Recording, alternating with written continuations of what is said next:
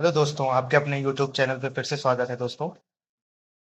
I hope कि आप लोग एकदम मस्त होंगे, खुश होंगे और इस होली जैसे त्योहार को आप एकदम अच्छे से मना रहे होंगे। तो बिना कोई प्रेशर लिए इंटरव्यू और ये सब चीज़ों की जो एक हवा बना रखा है सब लोगों ने, तो इसको दिमाग से निकालिए और बस पढ़ते रहिए। जैसा कि एनसीईआरटी अभी पढ़ते रहिए और कुछ सोचिए मत कितने नंबर आएंगे कितने नहीं आएंगे।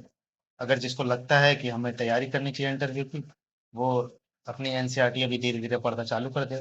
तो दोस्तों, आज से मैं गणित का जादू, जो कि क्लास फिफ्थ की बुक है, एक यूनिट मैंने ऑलरेडी कंप्लीट करा दी है। तो आज दूसरी यूनिट है। स्टार्ट करते हैं दोस्तों, एक नई जोश और नई ऊर्जा के साथ। तो दूसरा यूनिट आकृतियां और कोण के बारे में है।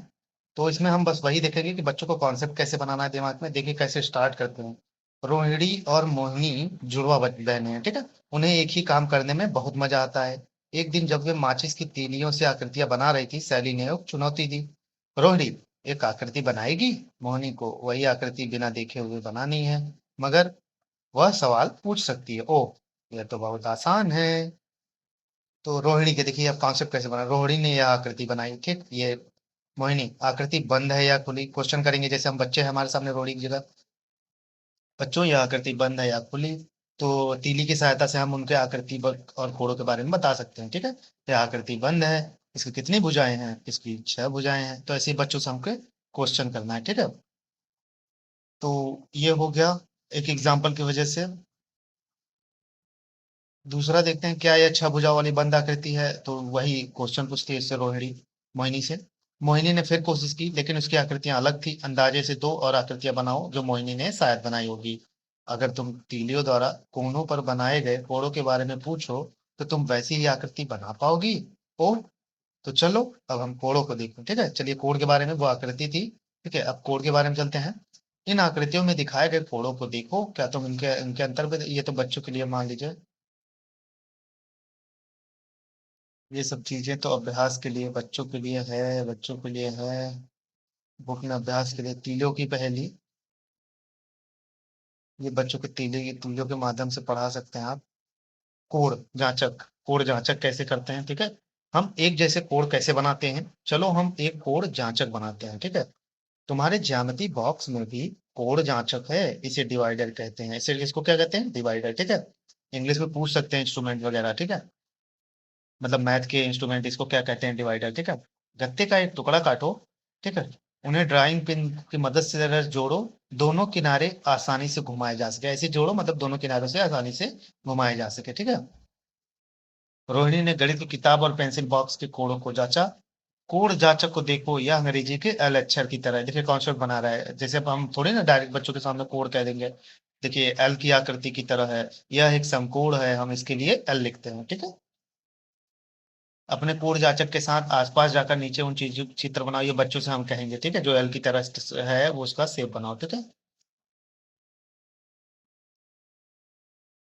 तो दोस्तों, ऐसे ही हमको बहुत जो जरूरी चीजें हम वही पढ़ेंगे। जैसे ये बच्चों के सामने गतिविधि कर सकते हैं आप। एक वर्गाकार कागज लो, उसे आधा मोड़ लो, उसे फिर एक बार मोड़ कर दबाओ। आखिरी मोड़ को खोलो जिससे कि कागज आधा मुड़ जाए। उसके एक कोने को बिंदु वाली लाइन तक मोड़ो, ठीक है। तुम्हें कागज पर ऐसी रेखाएं मिलेंगी जो समकोण से कम है और जो समकोण से ज्यादा बनाती है, ठीक है। आप शरीर से भी के साथ भी कोण बना सकते हैं, ठीक है, बच्चों के सामने।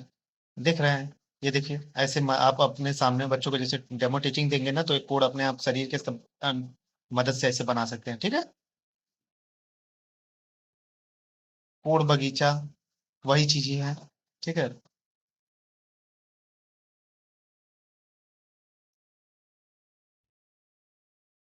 दोस्तों, यही डायग्राम के नीचे, मतलब ये सब डायग्राम के थ्रू दिया गया है। ये सब बहुत जरूरी नहीं है, हमको बस एक कॉन्सेप्ट कैसे बनाते हैं वही चीजें हमको देखनी है, ठीक है। बहुत ज्यादा इस पे ध्यान नहीं देना है। जो इम्पोर्टेंट होगा हम वही पढ़ेंगे। ये देखिए, दे सकते हैं हम लोग बच्चों के आसपास की जो मीनारे हैं, आकृतियां हैं, ठीक है। बदलती आकृतियों के बारे में दे सकते हैं। पुल हैं, इसमें कौन सा कोण है, ठीक है। त्रिभुज का उपयोग हुआ है कि नहीं, ऐसे बच्चों के दिमाग में कॉन्सेप्ट को ला सकते हैं, ठीक है। कोण और समय, एक छोटा सा कॉन्सेप्ट दिया हुआ है। जीनत, तुम्हारी घड़ी में अंक नहीं है, तुम समय का पता कैसे लगाती हो। मैं तो देखिए ऐसे कॉन्सेप्ट बनाया जाता है। मैं तो केवल कोण देखती हूँ, देखो जब दोनों सुइयां समकोण बनाती हैं तो मुझे पता है कि अब 9 बजे हैं, ठीक है, 9 बजे मतलब एक समकोण बन जाता है, 9 बजे जब बजता है। ऐसा समय पूरे दिन में कई बार आता है जबकि घड़ी की सुइयां एक समकोण बनाती हैं। अब तुम कुछ और बनाओ, ठीक है, ये घड़ी की मदद से देखिए घर बना दिया। ऐसे ही बच्चों को कार्टून देखिए, यहाँ टीचर के लिए ऐसे लिखा है, त्रिभुज की एक ऐसी ऐसी मजबूती आकृति है जो दबाए जाने पर आसानी से नहीं बदलती। बच्चों को यह देखने के लिए प्रेरित किया जा सकता है कि कैसे अलग अलग आकृतियों को त्रिभुज में बांटकर मजबूत बनाया जाता है, ठीक है। ये डायग्राम की मदद से बच्चों ने बनाया है। तो बहुत ज्यादा जरूरी नहीं है। डिग्री घड़ी क्या होता है? अप्पू और किट्टू कैरम बोर्ड खेल रहे हैं, अप्पू स्ट्राइकर को चलाता है। हम्म। यह तो उसी कोड पर वापस आ जाता है। इस चित्र में क ख ग और 3 बूंदी दिखाई गई हैं, वही चीज है। ये देखिए कोड बना है ना, सम कोड। तो जहां जहां बनेगा वहां वहां हम लोग इसको मतलब बच्चों के सामने ऐसे उदाहरण कर सकते हैं, ठीक, कैरम बोर्ड की मदद से। ठीक। ये सब चीजें हैं, कागज के हवाई जहाज के कोड, वही एक तरीका गतिविधियां इसमें दी गई हैं। देखिए ये इंपॉर्टेंट है, हवाई जहाज का एग्जांपल दे सकते हैं हम लोग में 45 अंश कोण, 90 अंश कोण और अन्य कोणों के मोड़ हैं। 30 और 60 के कोणों को काटने वाला पृष्ठ अंत में दिया हुआ है। बच्चों को प्रेरित करें कि वो अपने आसपास के अलग कोणों को नापे, ठीक है। हम इसकी मदद से बच्चों को देखिए योग के माध्यम से कोण, डी का खेल दिया हुआ है। तुम अपने मित्रों के साथ डी का खेल खेल सकते हो। तुम एक कोण बनाओ, तुम्हारा दोस्त अंदाजे से उस कोण का माप बताए, फिर तुम अपने डी का उपयोग करो और कोण का माप पता लगाओ। अंदाजे से पता लगाएं, माप और डी से पता लगाएं। माप में जितना अंतर होगा, तुम्हारे दोस्त के अंक उतने ही होंगे। जिसे जिसके अंक सबसे कम होंगे वही ये खेल जीतेगा, ठीक है दोस्तों। तो ये डी चांदा देखिए, चांदा वाला है ना, उसका देखिए डी का खेल बना दिया उसने। तो ऐसे कॉन्सेप्ट बनाना है। तो यहाँ से आप ये मत देखे कि जो मैं पढ़ रहा हूँ, यहाँ से सीखिए कि कॉन्सेप्ट कैसे बना रहे हैं। अब चांदा बता देंगे बच्चों समझ ही नहीं पाएंगे वो। तो बच्चों के सामने पहले डी बनाना है, फिर उसके बाद, ठीक है, इस अप- इस अवसर का उपयोग प्रोटेक्टर या डी के विषय को बताने के लिए करें।